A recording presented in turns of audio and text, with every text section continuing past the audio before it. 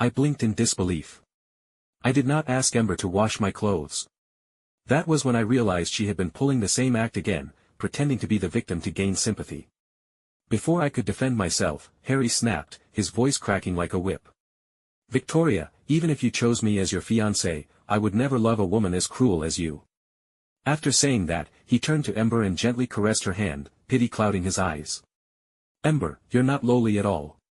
You're worth more than people with hearts full of malice. He cast me a look of cold disdain, and just like that, the sharp ache returned. In this life, just as in the last, Harry never believed me. Just then, a stranger suddenly lunged at me with a knife. I screamed and stumbled back in terror. Harry reacted instantly. Drawing on years of muscle memory, he sprinted forward and positioned himself in front of me. He kicked the knife out of the attacker's hand before subduing him.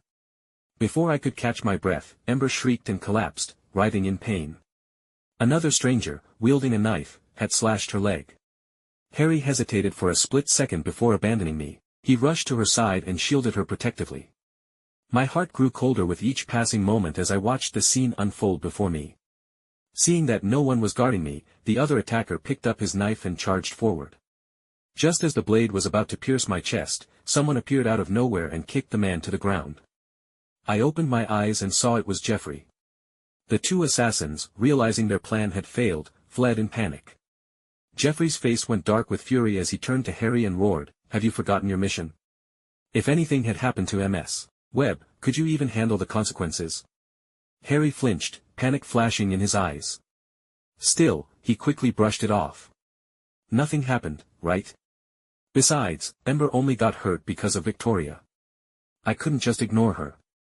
Jeffrey's expression grew even colder. He stormed forward and punched Harry square in the face. "So you're just going to ignore Ms. Webb's safety? Have you forgotten why Mr. Webb took us in all those years ago? He treated us like his own children. And now, you're willing to betray that debt of gratitude just because of one woman?" Though Harry felt a twinge of guilt, he couldn't take Jeffrey's fists and harsh accusations any longer. The two of them broke into a fight. I hurried to break them apart, but before I could, Ember let out another pitiful wail. "Harry, it hurts so much." Harry stopped fighting at once. He scooped her up into his arms and rushed off without a backward glance. Jeffrey's face went cold as he turned to look at me, his eyes flashing with anger. "Why did you stop me? After everything Harry's done, how can you still protect him?" His eyes reddened as he asked me. "I didn't." "Enough," Jeffrey cut me off sharply. "There's no need to explain. Since you've already chosen him, live with the consequences." Panic surged through me. I didn't choose him. At my words, a flicker of surprise crossed his eyes, but it quickly faded into a shadow of disappointment. "You've loved Harry since you were a child. Everyone knows it. If not him, who else would you choose?" Jeffrey gave a bitter laugh. "Forget it. Choose whoever you want." After saying that, he walked away, heavy with disappointment. An ache spread through my chest as I watched him leave. What would he think if Jeffrey knew he was the one I had chosen? The thought left me unexpectedly hopeful.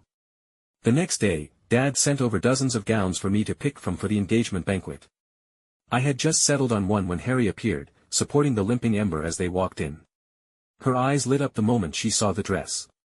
She gasped, "It's beautiful." But just as quickly, Ember's expression dimmed. Too bad. Someone like me, who's born into poverty, could never wear something so lovely. Harry's heart ached instantly. He wrapped an arm around her shoulders and said tenderly, "Don't say that, Ember. I'll buy whatever you want for you." I ignored Ember and Harry, but she wasn't finished. "Isn't the gown Ms. Webb's holding a limited edition? I saw it on television once. It must be worth a fortune. If I could just wear a dress like that once in my life, I'd die happy." Ember lowered her head in feigned sorrow. Upon seeing this, Harry strode over to me and said firmly, "Since Ember likes it, you should give it to her." A spark of anger flared in my chest. "Why should I?" Harry spoke with self-righteous confidence. "You're going to be engaged to me.